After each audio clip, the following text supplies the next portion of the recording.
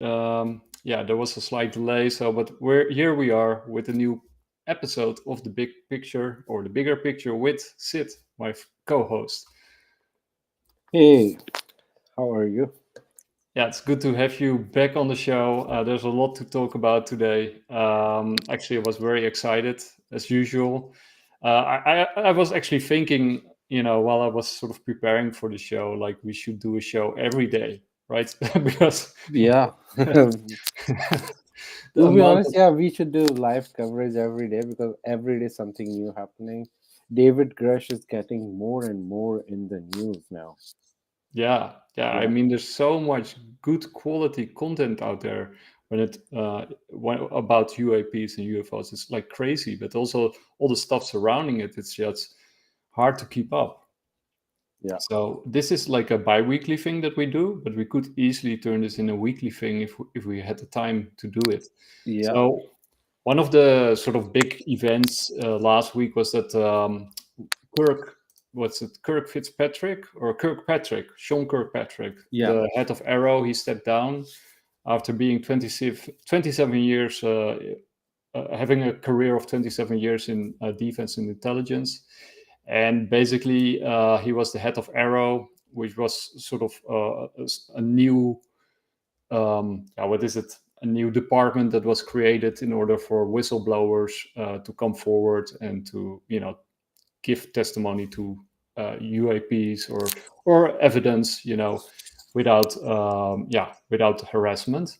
Mhm. But the guy Kirkpatrick was very skeptical, I guess, of UAPs and about that department, because he was sort of very negative about David Grusch, about testimonials. He basically said there was nothing there. Yeah. Uh, all the stuff that they have collected so far was nothing. It was a big nothing burger. Was basically what he said as he left the office. Yeah. And that guy, I think that's why he quit, right? Because he knows there's something big gonna happen, and then he will be on the bad side. Because I don't think he have a power to stop the disclosure right now. That's why for him the best way is to resign and go. Yeah, and you don't know who will get into his place, right? Who will be the new head of Arrow? Yeah. I do think like the department itself sort of has, I think a bad taste. In Weaponized, they were also very negative about it because they were sort of fearing and predicting that this would happen, but also fearing that it would actually be used to sort of hide UAP stuff, because then whistleblowers come forward, give the information to Arrow, and then it goes in a drawer and Yeah. never sees the day of light. Yeah, especially after the approval of the SCIF, but Yes. for the David Grush, I think things gonna change because now they're gonna release all the secret information which they cannot publicly give, but they True. can give it in the SCIF to the Congress, and then Congress act upon it. So I see Yeah. big things coming, Yeah. especially Yeah. Go. especially one a statement from David Grush was very surprising to me. He said the people who are involved in the cover up of UAPs are the same people who were involved in the Manhattan Project. Yeah. Yeah. Yeah. We're gonna definitely touch upon that. Yeah, So let's give a short overview on the stuff that we're gonna talk about. We're gonna talk about the cost of secrecy, because everything that we're talking about has to do with cloak and dagger stuff. People actually denying the existence of UAPs, and is this real? Is this not real? Information, disinformation, misinformation. But one of the big themes that we're going to talk about is the Malaysian Airlines mm. 370. I think it's the number Yeah, 370. MS-370. Yeah, yeah, which disappeared, of course, in 2014, March 7, 2014. Yeah, The Malaysian Airlines Flight 370. That's one of the big topics that we're going to discuss, and but also the Manhattan Project that you just mentioned, and I think we also want to do a quick update on the story in Peru, right? yeah, yeah, sure. So, do So you want to do that? start with the MS-370. Yeah, sort of the Peruvian update with. Yeah, I can sort of pull up the post, the tweet. Yeah, let's just pull the tweet so Yes, people can see. that's this one. Yeah, So you let's want me just play it. Yeah, let's just Yeah, play okay, it. okay, gonna play it. Turn on the sound. In Kata's face peelers, one behind. Here we go. She is being held by two of these pelacadas, face peelers, one behind her with a hand over the mouth and the other has her legs. The description she gave me of these individuals is identical to what everybody else was saying to us. They were dressed head to foot in black body armor. She even described the body armor in greater detail than anyone else. She described how it was on the forearms and on the shins, and the chest was some sort of like a breastplate, metallic, and they were wearing these helmets, these large helmets, elongated helmets. I covered the entirety of their faces. So the very same description that everybody else gave to us, this is what Talia encountered. They were very tall. One of them, which she calls the gringo, was taller than me, considerably taller than me. The other, I think she said, was about my height, if I recall. That one I dubbed the Peruvian. The reason why is because according to Talia, these individuals spoke Spanish. The taller one, she says, spoke Spanish like me, like a gringo with an accent, and the smaller one spoke like a Peruvian. And I specifically asked Talia, the Spanish that this individual spoke, was there an accent? Was it Ecuadorian? Was it Bolivian? Was it Cuban? Slight delay. Or did it sound like Peruvian? Did they have an accent? She said he sounded just like all of us. So I started calling this individual the Peruvian. So that's how I'm going to refer to them. The Peruvian face peeler and the gringo face peeler. We don't know if they're people. I'm not saying they're human beings. This is the testimony that Talia gave us there in her backyard. So these individuals have her in this manner, but they're hovering, mind you. They're hovering on these platforms, and they proceed to lift her up. Now, I don't recall, Doug, if she was telling us something about how she was speaking very, very softly. She was very nervous. She was telling us something about how they attempted to lift her off the ground but couldn't. Somewhere in the course of this encounter, they were attempting to lift her off the ground, and for some reason they were having a hard time. So they took her behind this hut that's there on the property, and then they proceeded to take out a powder. The Peruvian put some powder in his hand, and then he put some cream. He had this little bottle with cream in it, and he mixed the powder and the cream together. Then he took a nasal syringe, he sucked up the substance and shot it up her nose. Yeah, that's a crazy, wild story. I'll link it down below in the description, as always. Yeah. What do you make of it? So there are two. I don't think they're aliens. I think there is a possibility that that's humans and like a secret government project which is trying to scare the people, or maybe they are doing a test run in Peru or like some other. Because it's not just Peru. I'm seeing news from other parts of South America as well. So maybe that's a test run just to see how people react. There is a high possibility, like there is a conspiracy that the secret government is going to have a fake invasion. I don't know if it's true, but it's a conspiracy. It's everywhere right now. So it is the test run of that conspiracy or of that fake invasion. So let's see, because I don't understand, like, why would an alien from a different planet go to Peru and shot up this substance in someone's nose?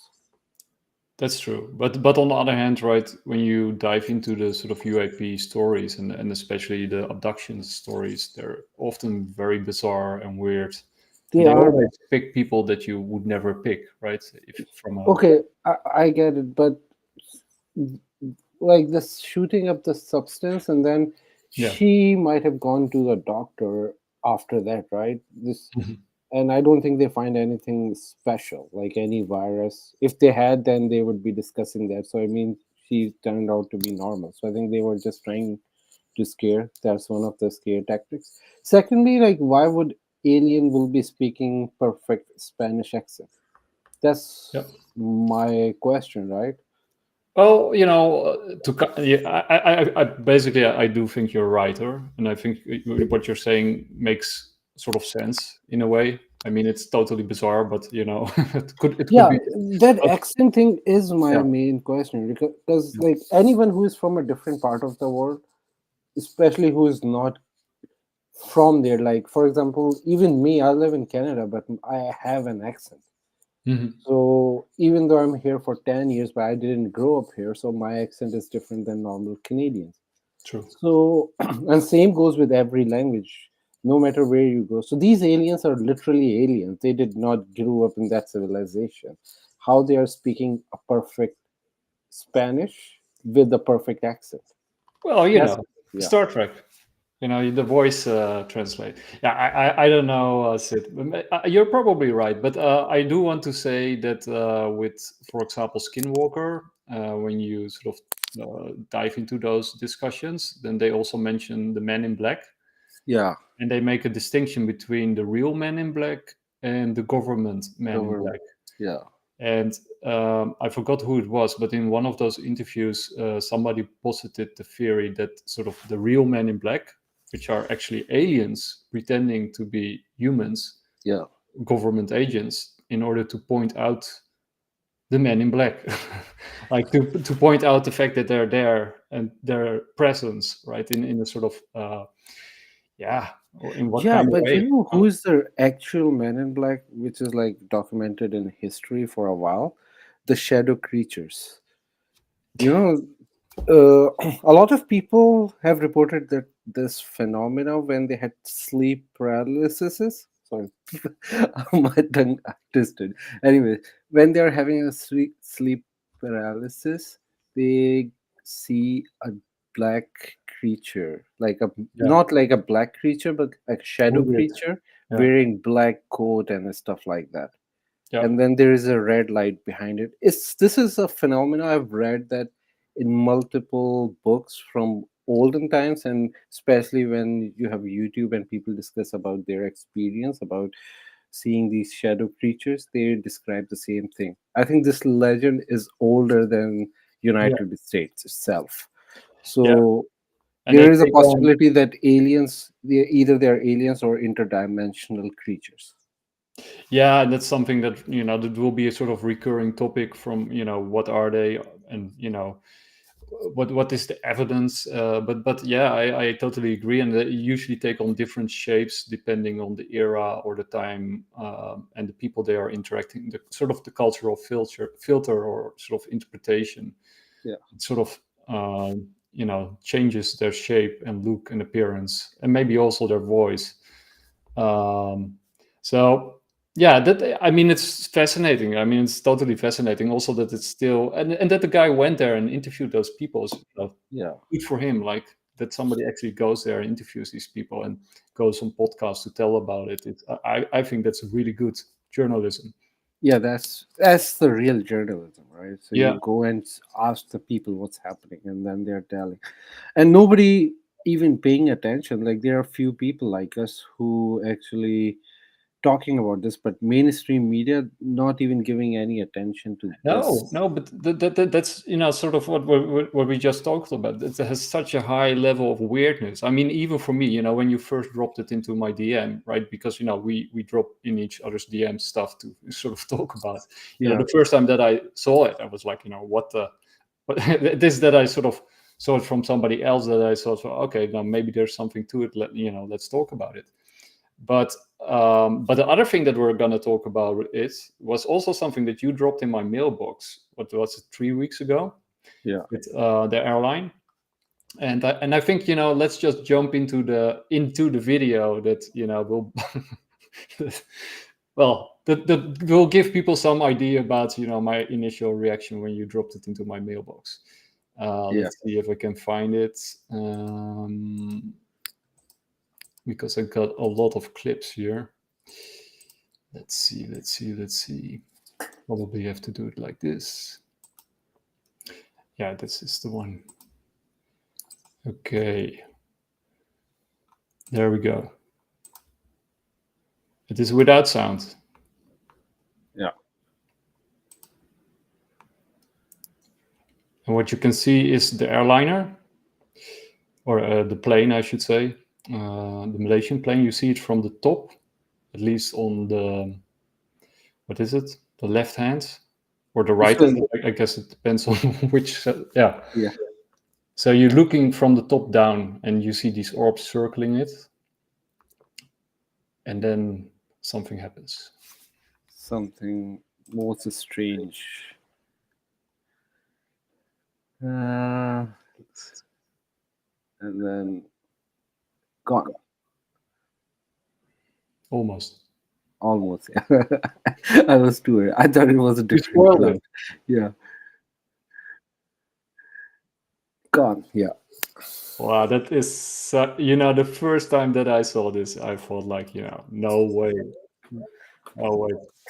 So there are a few things about this story. First of all, like, this video is not from ground up. It's from top down. Yeah. So it's from a satellite. And the blue thing you're seeing, I think it's the ocean, not the sky. So people mistake this blue background with the sky. It's basically the ocean. Yeah, true. And it's at nighttime. I can tell you a little bit more about these satellites, because you see on the other side was the drone. So there was also a drone following the plane.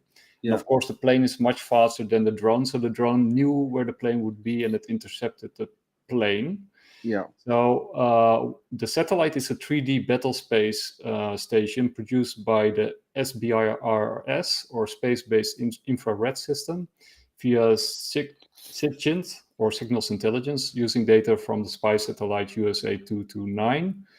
And the drone is an MQ-1C Grey Eagle. And of course, I didn't find out this stuff. This is from a whistleblower, or actually, I should say a journalist, who went into this stuff to debunk it.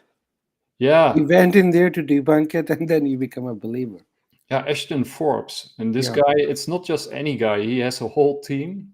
And it's, this guy is seriously, he's a hero, actually, I would say. It's like David Grusch, but he did a tremendous amount of work going through this. This is the tweet that is pinned to his Twitter handle.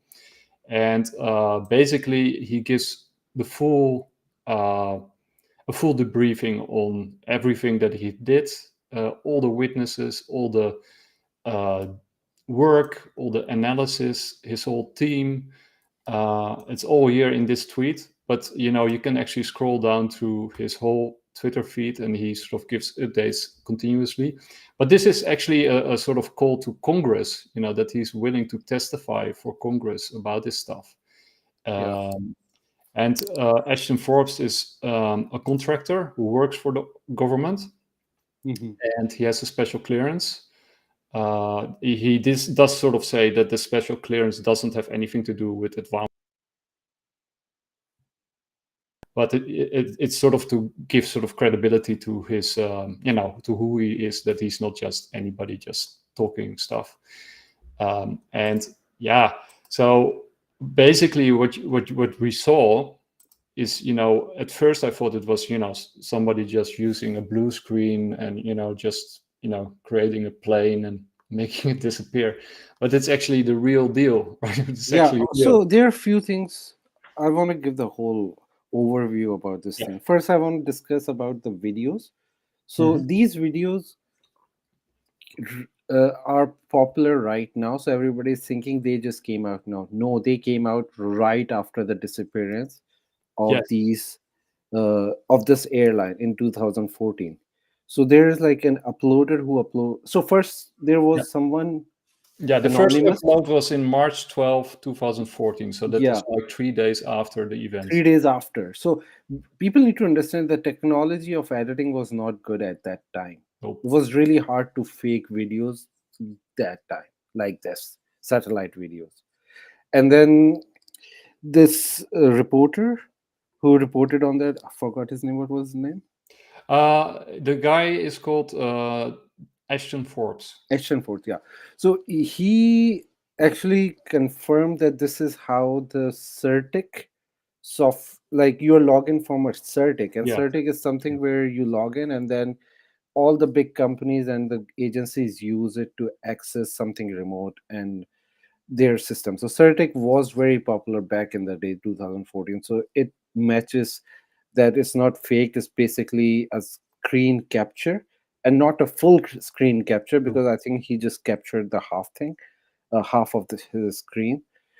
And there is a mouse coming in, and that mouse looks like something on CERTIC as well. So these videos came out 3 days after.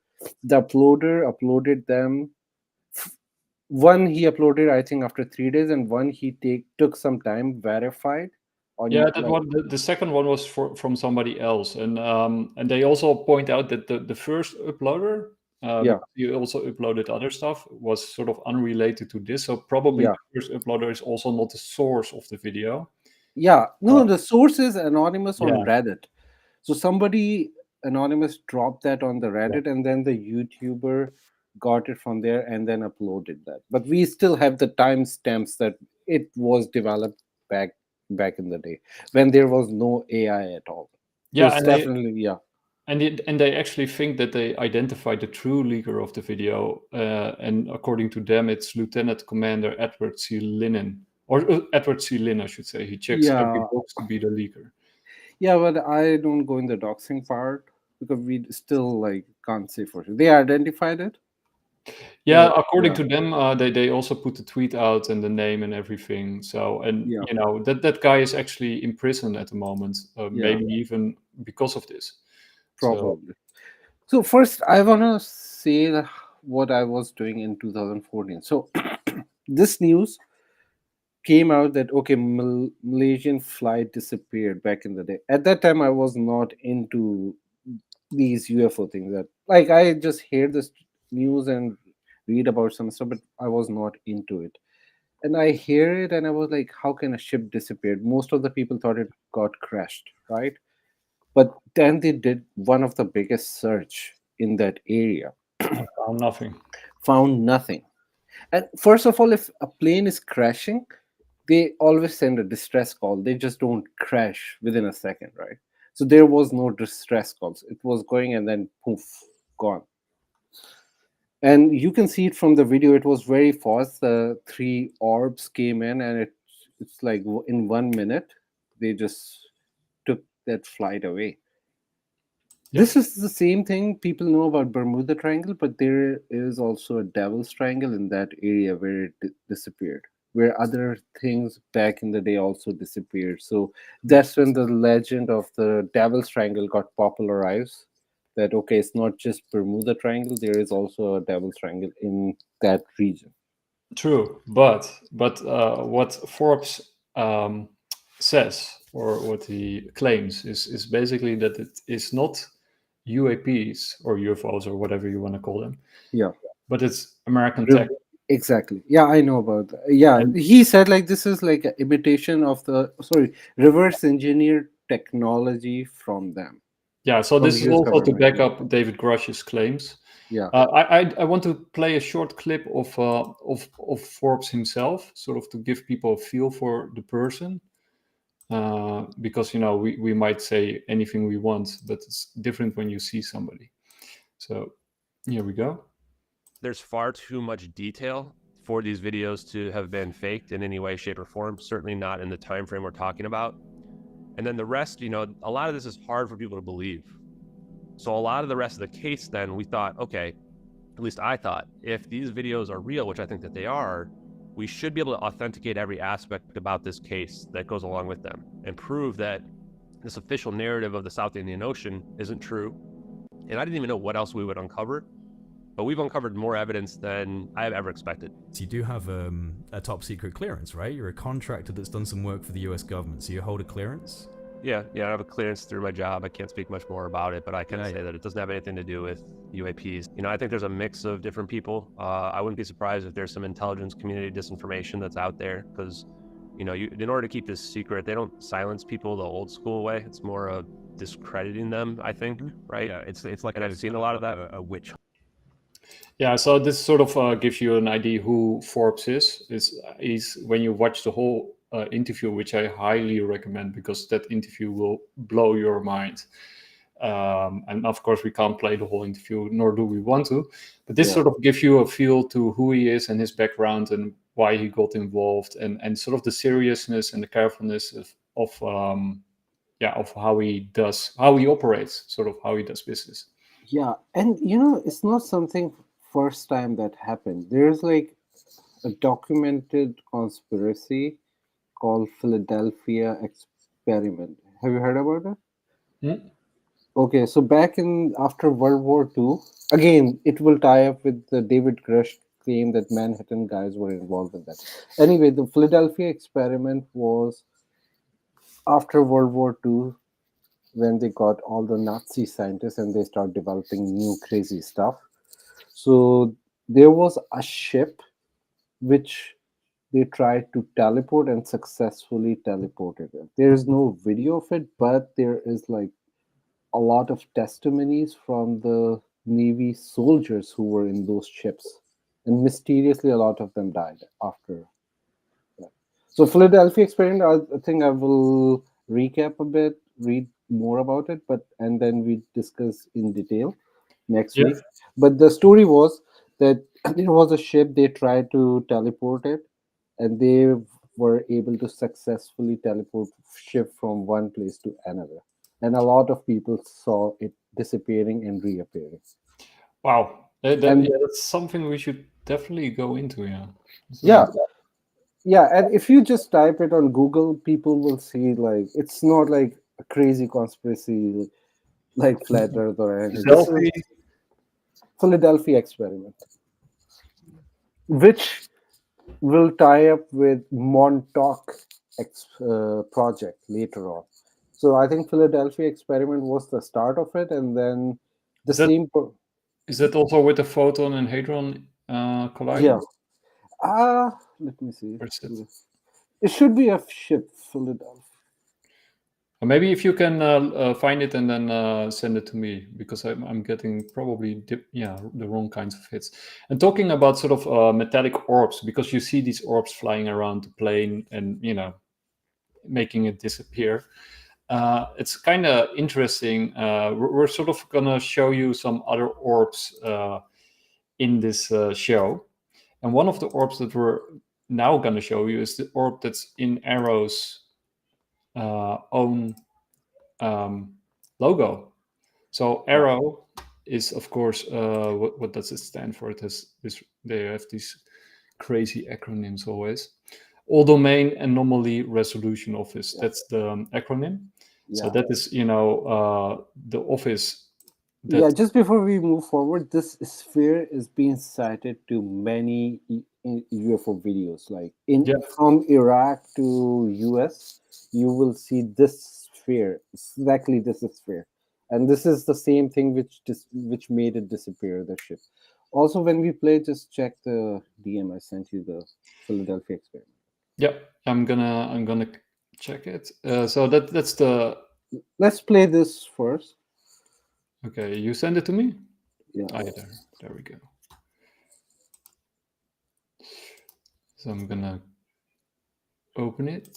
Here we go. This is the Philadelphia Experiment. Yeah. You also sent a video? No. This is just I've sent the. Okay. I don't think there is an actual video because it was back in the day. And this was the precursor of Montauk Project. And people should know that the TV series called Stranger Things was inspired from the Montauk Project, which involved from teleportation to time travel to interdimensional travel and the mind control of the kids. Wow. So yeah, so this is something that we're also, going to circle back to probably in the future. Yeah. But Because this is a very good story, and it's not just like people, the farmers reporting it. It was like the people who used to work for the U.S. Navy who reported that, who were well, involved. that's also very interesting, right? Because the Air Force is, very much connected to the UFO file, with Project Blue Book and all that kind of stuff. But the Navy also has this very long track record. I mean, it seems that the Navy is actually the Navy is the number one in that thing. Like yeah, the- but they're also. It kind of feels like they're the one that's pushing for disclosure. Like the Air Force is always, pushing for closure, or to hide Yeah. everything and to wipe it under the table or the carpet. But the Navy seems to do the opposite, right? That I got the feeling from the Navy that they actually want disclosure. Yeah, because I think they are the one who see the most of this stuff, and I Yeah. think the generals, because there are factions in the Yeah. U.S. government. One is pro-disclosure, and then other one is anti-disclosure. And Yeah. you are right. It seems like the people in the Navy are pro-disclosure. And this was also interesting. This was a metallic orb. Let's see, what was this? What was this again? So this was I think AARO also put this one out, if I'm not mistaken. When they sort of launched AARO, they sort of, I think it was in a tweet that they put out this image of a metallic orb to sort of hint at something. So it's very interesting that, this metallic orb, besides, all the UFO stories that we know about, plays a very important role, but it's also sort of, a thing that's that are hinting at within the departments of, that are, dealing with UAPs. Yeah. So that's very unusual. And well, let's go a little bit deeper. So I got a clip from that interview with Forbes, where he sort of gives his idea about what might have happened to the plane, because I sort of think many people would love to know, at least what he thinks, or what could have happened to it. So this is sort of an idea what could have happened, but he thinks it's very likely. But either. So this is also not an annihilation event, we don't think, because as far as we know, science now, E equals mc squared, meaning that energy and mass has to go somewhere. If the mass is being converted to energy, the mass of a 777 would be a huge explosion, bigger than a nuclear bomb potentially, because that's essentially what nuclear weapons are, right? Is converting the mass into energy.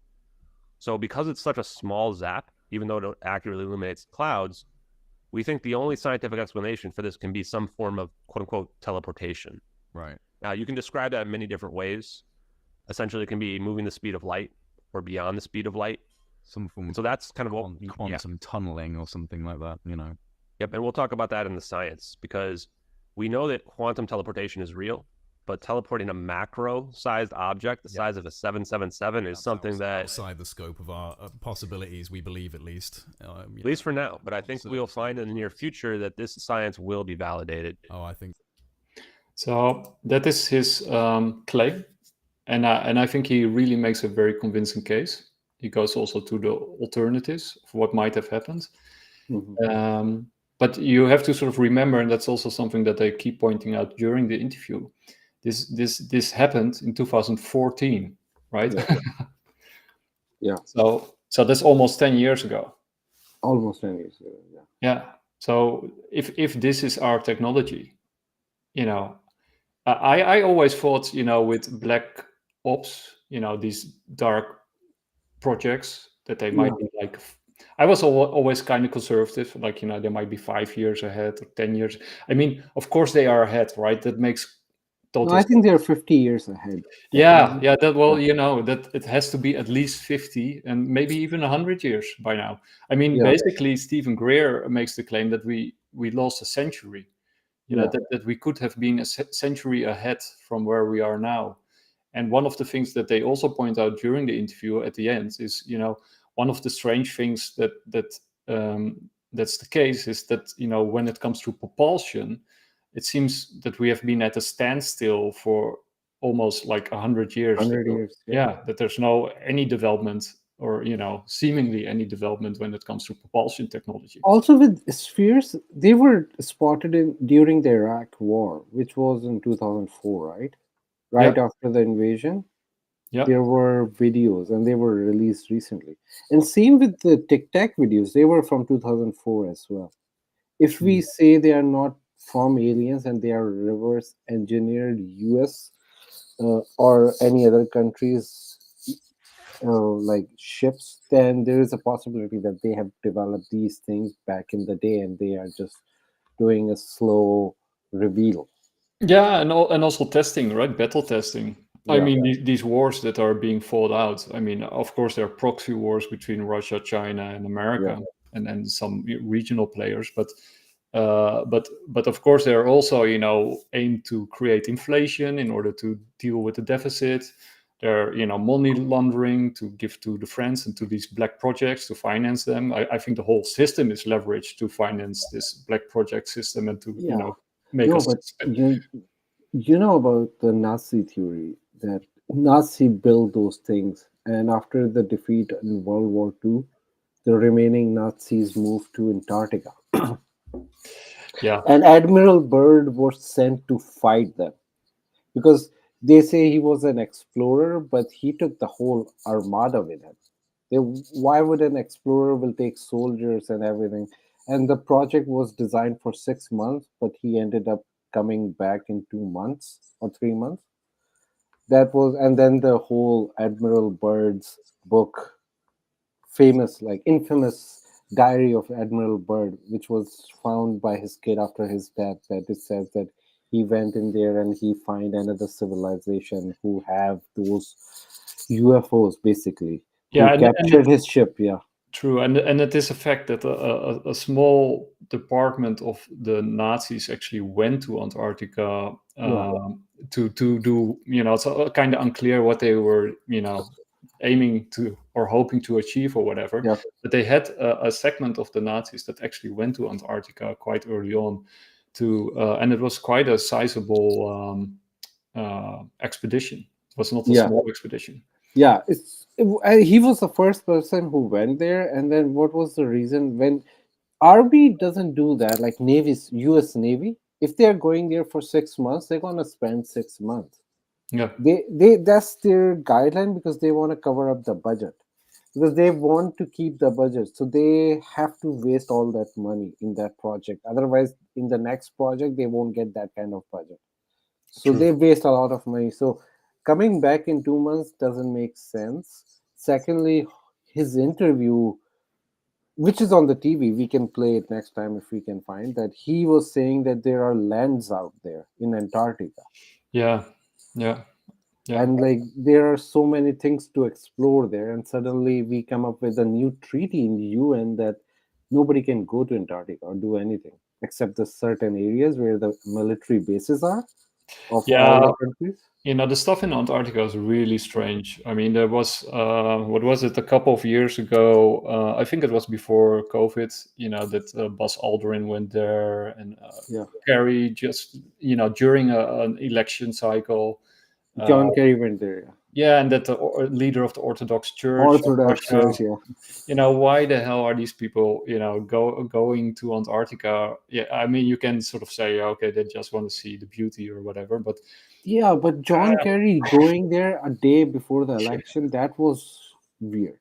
And then you had Buzz Aldrin, who said sort of like, oh, it's evil there, and then the tweet got deleted immediately afterwards, and there's really strange vibe surrounding Antarctica, and the stories are really wild when you go into it. Do you know about the story of Ark of Gabriel?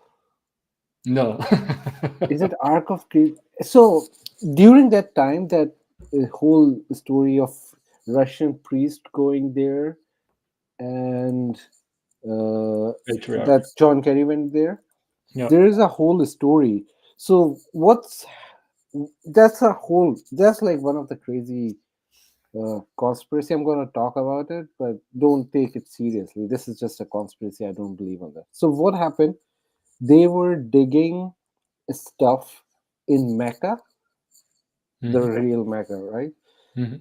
Suddenly there was a news out that there was an accident happened. 14, I don't know, one, like a huge number of people died. 1,400 or something people died in that accident. Mhm. And the people who described that there was like flash of lightning. So the story came out that they found something, a weapon which they say that Archangel Gabriel gave it to them, and they buried under there Yeah, in well, Mecca. there, So, yeah. so there was a Russian ship who came, who stopped over there. It was not even in in that itinerary that they're gonna stop there, but they stopped in the guise of refueling. So the story goes that they picked it up, they they took it to Antarctica and then buried it in there.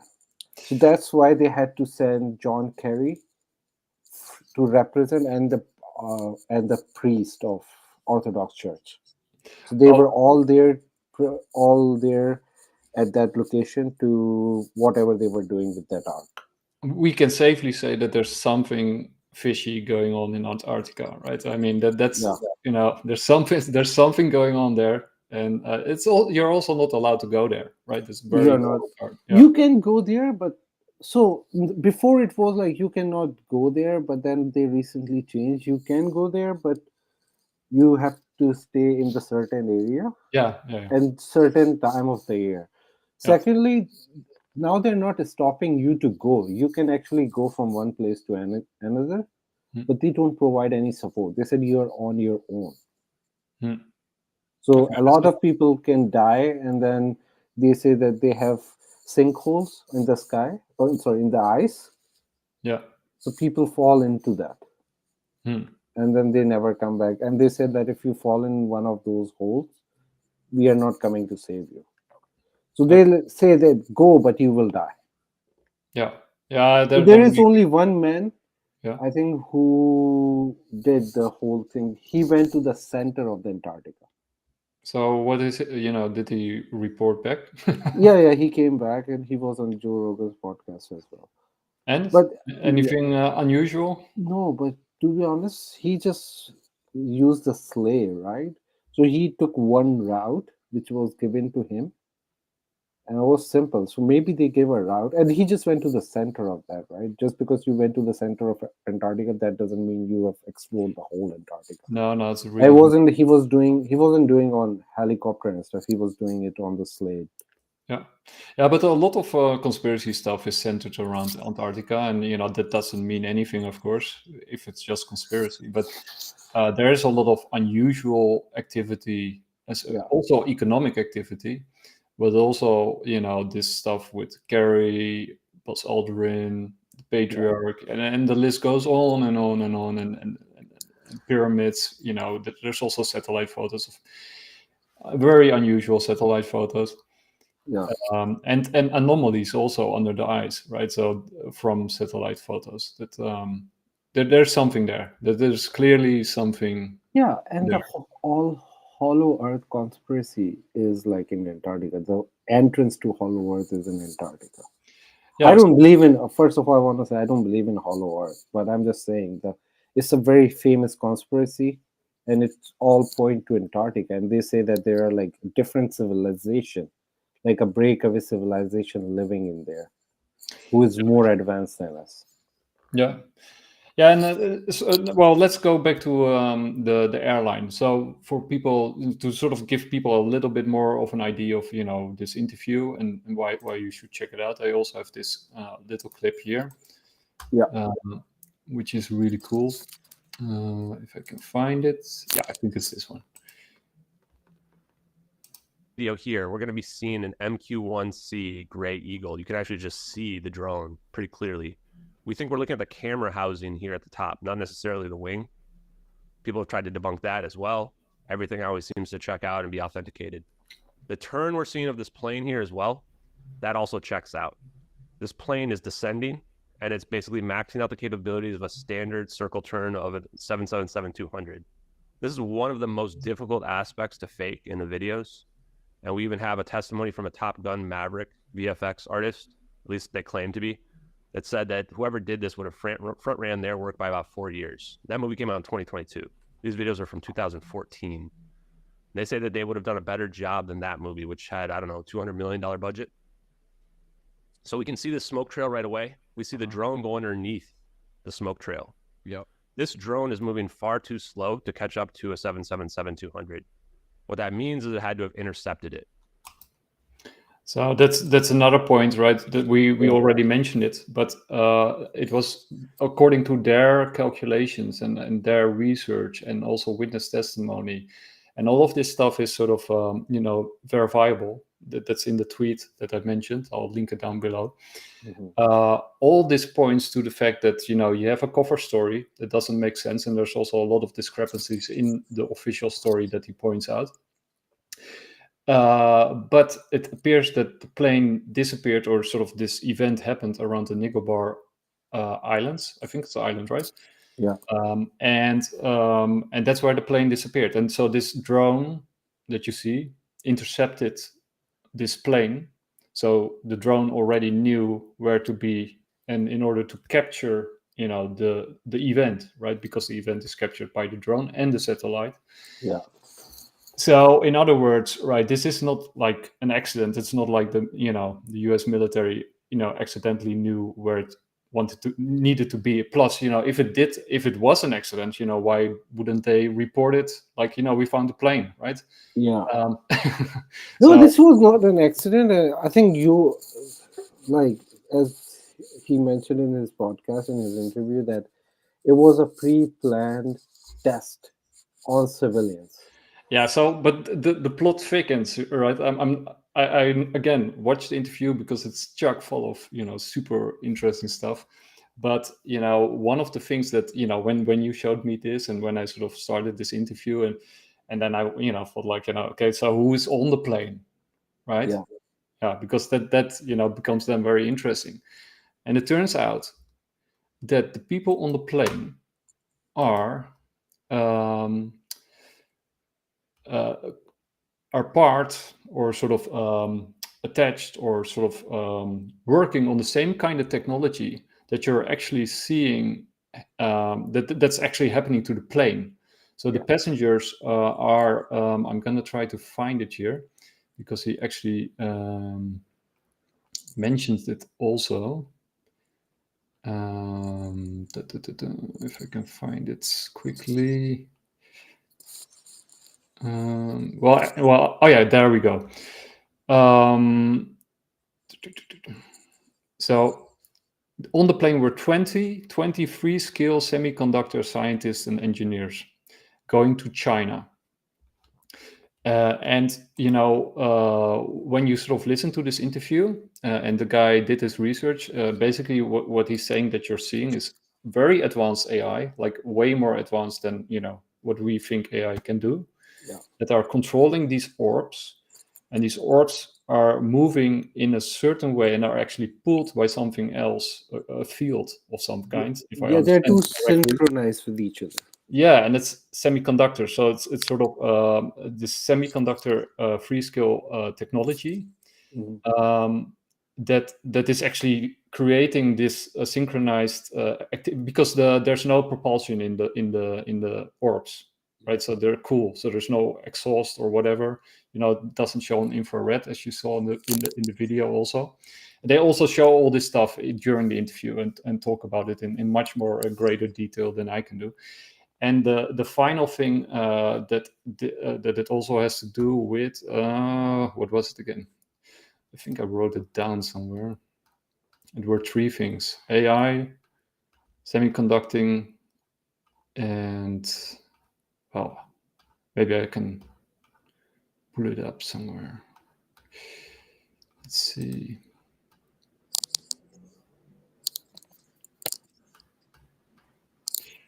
Yeah, I got notes everywhere. That's the problem.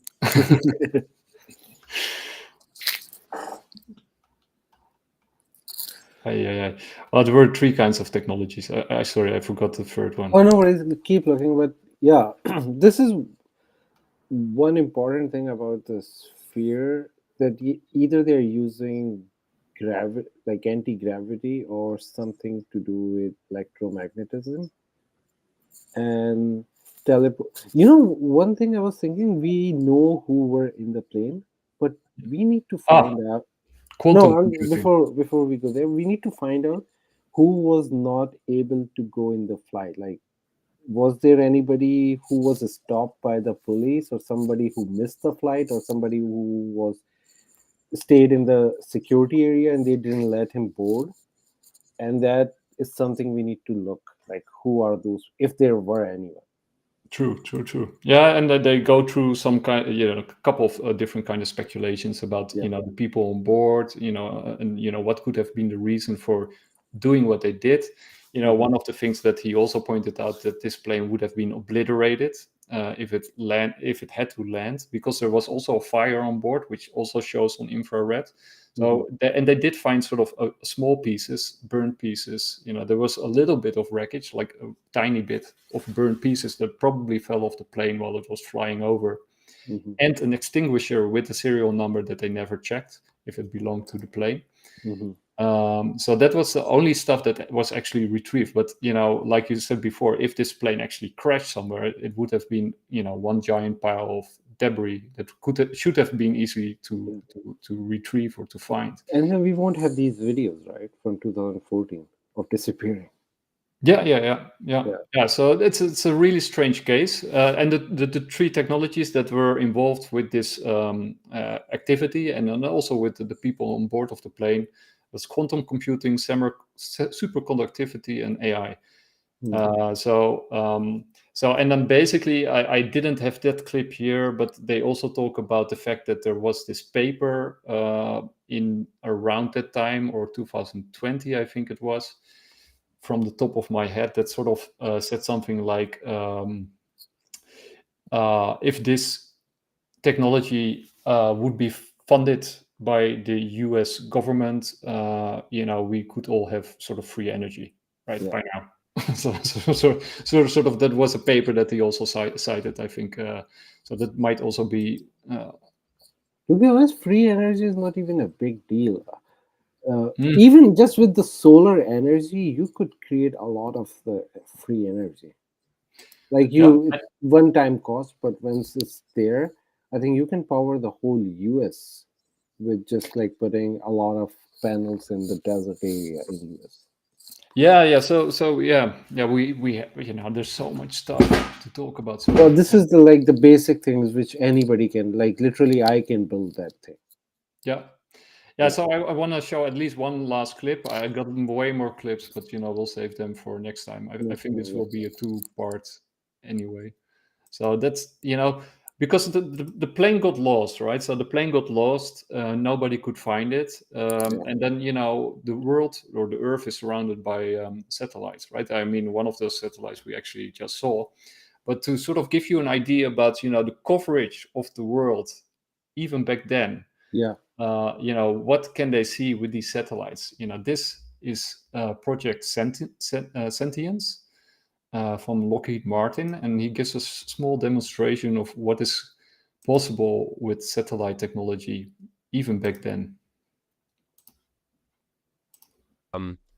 But this actually shows the SCIFS system here, which is building this 3D battlefield map. Now watch this scanning. I mean, we're scanning the whole world here. Right. And this doesn't even show the low Earth orbit satellites at this point, which is the ones that would be taking the videos that we see. And again, look at this scanning, how big the radius of these scans are. Yeah, huge. So these are able to produce a very wide field of view. And potentially our low Earth orbit satellites will be closer, but they're still able to produce a very large field of view and potentially have very high resolution capability. Yeah, I mean, we're basically talking about blanket coverage. And this was, 9 years ago. So probably now, like 100% blanket coverage of the whole world. Like, we don't need to follow people in cars anymore. No. We can just say, oh, pull up the video playback of Ashton's place from 5 days ago. And then they'll be able to just see wherever I was. So sometimes when I walk around with my dog, I like to wave up at those satellites. So how can you miss the plane, right? Exactly. but there's also, he goes into way more detail, and then I recommend everybody to read that tweet because it's very comprehensive, and he links all the details and all the information and all the reasons. And it's not just him; it's a team of people that worked on this. So it's actually quite a huge effort that he put into this. And so let's say let's conclude, if this is true, and I'm Which it pretty is. much convinced it Yeah. is, then this stuff is this is off the charts, right? So you got a plane. First of all, they abduct a plane for some reason. Secondly, they have a cover story. Thirdly, it's done with super advanced technology that even right now people would think is impossible, let alone in 2014. Fourthly, it corroborates all the stuff that David Grusch is talking about, because in the interview, and if you use your common sense, this must be sort of reverse engineered technology and deep black budget stuff. So if you put all this stuff together, it kind of this is sort of the cost of secrecy. So we're missing out on the possibility of free energy that could probably solve all the world's problems, including violence and conflicts, because conflicts and violence are usually about scarcity, fighting over resources. Now, if everybody has a lot of money and is happy, there's pretty low levels of violence in the world. Then you've got, we might already be a spacefaring nation, right? We might also already be interplanetary. I mean, with this technology, you can easily go to the moon or, wherever you want to go. Yeah. So that might already be, and then on top of that, you also have like a national security issue. And I would turn that on its head, right? Many people sort of say, like, we have to keep this secret because, otherwise the Russians or the Chinese or everyday people will start using this technology and create bombs and whatnot. But there's also sort of the inverse of that is, if you keep the secret and there's no oversight and there's no accountability, and this group of people have technology where you can teleport planes. But this is only coming with the assumption that only US have the UFOs and only they did re-engineer everything. You need to understand UFO crashes report, and especially Russia and aliens is like a whole thing. There are like a lot of fake videos out where there are aliens in the Kremlin. So the story that if there is alien technology, it's only under control of USA, I don't believe. Like other countries have same level of like intelligence and the technology on their side. So just believing that only US have that, I don't think so. So it's better to come out and just share it. Don't give the secrets, but at least share the technology. But I think there is way more sinister going on than what meets the eye. And I agree, and I think that's also, I got a lot of notes. It's often too much for a show, and I should probably turn it into an article. But but one of the things that is clearly also going on is that they're signaling to each other, right? Russia, China, and the US are signaling to each other, cloak and dagger stuff. I can do this, I can do that. This is sort of the the tip of the technology that I can show you, but it goes much deeper, and and that's something they also speculate on in the interview itself, right? These engineers and scientists, they were going to China, right? Maybe they were also part of a Chinese company, I don't know, but that they disappear and probably are now working in for an American company, or Lockheed Martin, or whatever. I also got some stuff on that, by the way, but that's for another episode. That's also you're taking away assets of your opponent. You're either taking them out, or you're what you call it, abducting them into your workforce. Especially I think with the ship, this like with this airplane, it's like these people want to travel in the future, and what we see is not teleportation, maybe just like travel in the future or in the past. Yeah, but because whatever there it are is, multiple crazy. reports of time traveling isn't reported. I think I will send you some of those clips, and like Yeah. some of the crazy old photos are found where the people are dressed up different from Yeah. their time, which is also say that like yeah, there are time travelers who went from our world to other world. Maybe I'll send you some, and then we'll discuss that in the next episode. Yeah, and there's a lot more to say about this topic. I also got way more clips. I also had clips of David Grusch and about the Manhattan Project that we mentioned at the beginning and the secrecy involved there, because that is super interesting. I think we have to save that for the next episode because we're running over time already. Yeah. But I really enjoyed it, and people check out this interview. I'll link it down below. It's with Project Unity. It's super good. It's really good. It's 1 hour and 50 minutes, but sit down on the couch, have a beer or whatever it is that you drink, and soak it in, right? This stuff is not just entertainment, right? It's not just infotainment, but it's also, right, this about the future of humanity. And if this is true, it will change everything, and we have to know about it. And then you will be prepared for what's coming. Yeah, but also, right, we really have to demand for disclosure, because this is more important than what's happening, the war in the Ukraine. Yeah, I hate to say this because it's terrible what's happening there, and all the bloodshed and all that stuff is horrible, and it should stop. But this stuff, if this is real, is so much bigger, right? It could end that war in 10 seconds. Yeah. So that's true. Or maybe this war is the whole distraction, right? Yeah, they are so evil. Like the people in power, they can do anything. Well, one of the things that I actually wrote down in the notes is, if you have this technology, why the hell are we fighting these wars? Because they could end these wars with, the military applications of this technology would, you would fly. I mean, the opponents. You could take out entire cities with a push of a button, right? Probably. Yeah, but no, if you take out an entire city, then your city can go as well. Yeah, mutual sort of destruction, right? And they don't want to go there, and that's why you got these low-level conflicts in the periphery. Because it's not like one region is involved, right? There are like bigger player involved, which we can see that US, Russia, China, they all are involved. And I don't know what's behind the doors, what's happening behind the doors. But even from the looks, we know all these big countries are involved.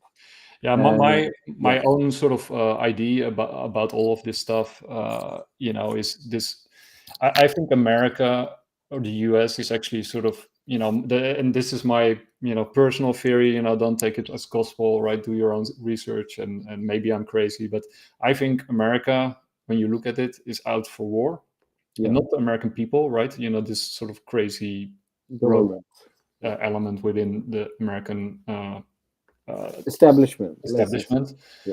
They are, and they want to take out China and Russia, right? So they're tempting them to come out in sort of all-out conflict, and they know, because if China and Russia, because on the longer term, Russia and China are going to win with the BRICS, right? There's no doubt about it. If America doesn't do anything, it will lose, guaranteed. So it has to sort of provoke them, but it wants to be the hero, right? It wants to come to the rescue. So they put all their old military junk into Europe and put all the crosshairs, in Paris and Amsterdam or whatever, put all their nuclear bombers, around the place.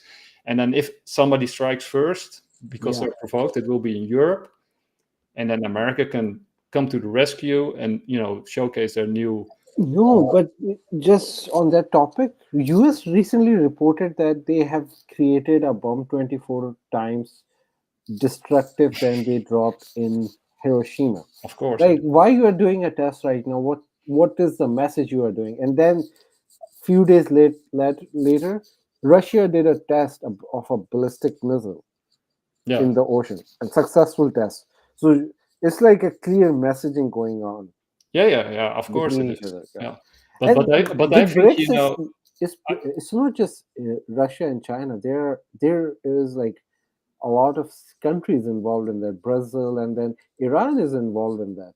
India, I don't, even though India is a part of BRICS, but I think India is in the position where it's between US and China. Yeah, there's And sort of China like a and India kingmaker. had like a long history of rivalry. So I don't know about much about India, but yeah, if their government change and the next government come in, that's a whole different story. We will see. But yeah, it's the axis of resistance is a part of BRICS. Of at least, if not BRICS, then at least China and Russia coalition. And then they are building a new corridor between Russia, China, Afghanistan, Iran, Yeah, the and one then they're built in connecting it to Uzbekistan and all those countries. So Yeah. they recently had a meeting. So there's like a lot of geopolitics are going on. Yeah, So yeah, and that was all. That's an episode in itself. But yeah, you got the Road and Belt Initiative, and there was also always the idea that if you can unite Central Asia, right, Russia, China, and Europe, that's a game. That's game over, right? Then you have won the game. That's also why America was always pushing Germany and Russia apart, which they also did, quite recently. Yeah. But so my personal opinion is, they want war, but I don't think they want it to escalate too far, because they don't want to lose control of the situation. So they want these small proxy wars that they sort of can control. And they don't want all right war. What's happening? They know that is inevitable, because eventually Russia and China will destroy the US dollar. Yeah. And US is not going down that easily. So they say, if we are going down, everyone is going down. Then they're just giving a hint. So don't and I think our currency. If you want sort of the American playbook of where they want to be, you should read Peter Sayan, right? Because I think Peter Sayan is sort of the American take on geopolitics, where America wants to be. But the question is if they can do it. And I think what you say is, if there is a conflict, right? Because somebody makes a wrong move, or miscalculation or misinterpretation of the action of the opponent, then they want the war to be located in Europe, or in the southern Chinese Sea, those sort of periphery areas. Yeah, it's always Middle East. Or the Middle East, of course. The Middle East would be also one of those places, but not in America, and not in China, or in Russia, right? It would be and then I think that would be sort of the signal that they can take out their new toys and go play with them, and show who's the boss. Yeah, and that's when the one world government stories come in, right? They will create a World War III, and people will get tired of it, and they will demand for the one world government, and that's when they launch. And that's like a whole alien invasion, fake alien invasion is a part of it. Like, people will demand, they want one world government. So that's also a thing. That's why they are developing CBDC and stuff. CBDCs. So it all comes also back to Bitcoin and CBDCs and crypto, and it's there's so much stuff, and it's I mean, you sound like a total loon and conspiracy nut, and I am not saying I don't believe it. I don't believe in that, but I'm just saying these are the words out. I don't believe in any of that, except the main story that World War III can happen. That's one thing, because that's not a conspiracy. But all the things around it, they are the conspiracies which are there for a while. People are speaking about, the whistleblowers or the conspiracy theorists back in the day. They were saying this, they are planning that. And then there are books written in 18th century who predicted World War I, World War II, and World War III, exactly how it happened. Wow, is it like the Nostradamus stuff? No. It was a different guy. I will send you the link. I read that he predicted World War I, World War II, and then exactly what happened in World War I and World War II, and what's going to happen in World War III. I will send you those link. Yeah, I literally forgot the whole wording, but that's how he said, like Nazi will do this to Jews, and then they will create the state, and then they will fight with Muslims, and that will start a World War III. That's very specific. It was very specific. It was written before World War I. So, wow. So, but was it like a prophecy or just some geopolitical analyst? It wasn't a prophet who prophesied it. It was like, this is the plan of a secret government. It was like on the conspiracy side. He said like, this is the plan. He and discovered that that's what they are planning to do to take over the world. After the World War III, they will take over the world. But is it also authenticated that it was real? That this guy? It was authenticated that it was written in 1882. Wow. Yeah. Okay. I'll send you the link and then we will talk about it in the next podcast. Yeah. Okay. Well, we're over time. It was a really cool show. I got way more clips, and we sort of covered a little bit of the cost of secrecy and a little bit of the plane. So watch the interview. Read the Twitter link or the X link that I'm going to share, because it's all there. Follow him, Forbes. And make a lot of noise about this stuff, and hope that it gets a congressional hearing, and educate yourself on this stuff, because it sounds wild and crazy and like it's pure infotainment, but it's actually about the future of humanity. Yeah. So see you next time. See ya. Bye.